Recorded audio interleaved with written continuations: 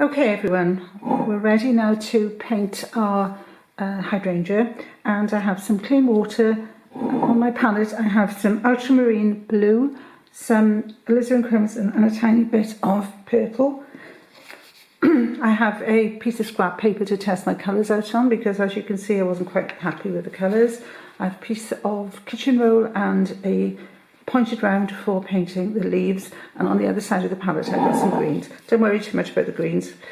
Now, one thing you need with this is you need to have a brush that's fairly dryish, okay? Don't go for too much colour on it, because if you do, you will end up with very deep colours like that, and we want it to be more of a variegated colour, more like that one. So I've put some on both ends of the brush, and then I'm just going to test to see if it's okay. And there we are, you can see there's just a little bit of colour in the middle. Right, so on here, okay, the right way around, I have put a circle, a very, very faint circle, and I'm going to make sure that I paint within that circle so that the flower won't look sort of lopsided. Right, so with this, we're going to start somewhere around the centre. I'm going to do this movement. Now this movement is quite slow. Don't flick. There we are, and you've got your first flower. I'm not going to do blow the brush up again. There's plenty on. Well, maybe a tiny bit of the crimson colour. It's better.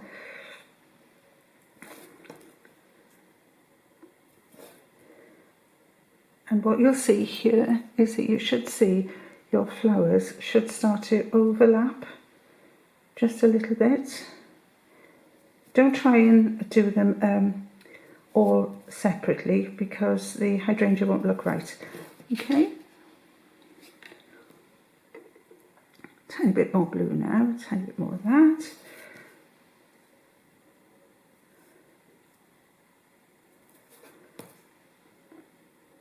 Sometimes I like to leave a little bit of white in the centre.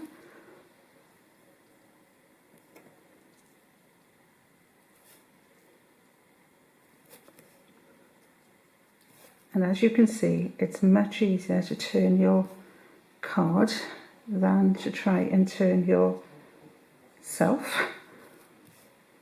I've tried the turning myself part, didn't work. Now keep on going until you've finished this.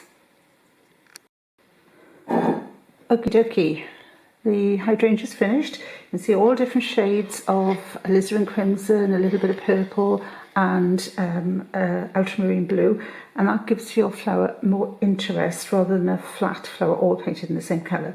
Then we're going to do very short leaves on this one. So I've got my pointed round, and then I'm going to have a mixture of sap green with, okay, show you these now. Sap green with a tiny bit of olive.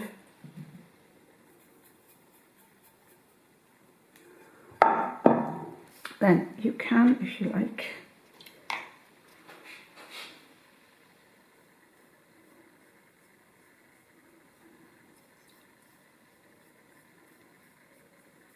and to paint with just a small amount of the purple.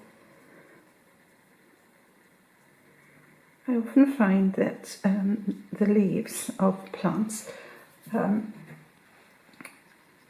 carry some of the same colour as the flowers. Okay, so we've got this done now, here, and this, and a point there, and then quite tough stems. Right, so that's obviously not dark enough. Come in with this, and then while this is still wet, what you then do is you take the pointed end of this, and we're going to put some veins in. If it's wet enough, this should work. If not, put your brush again and then go over the whole thing again, and it'll work the second time.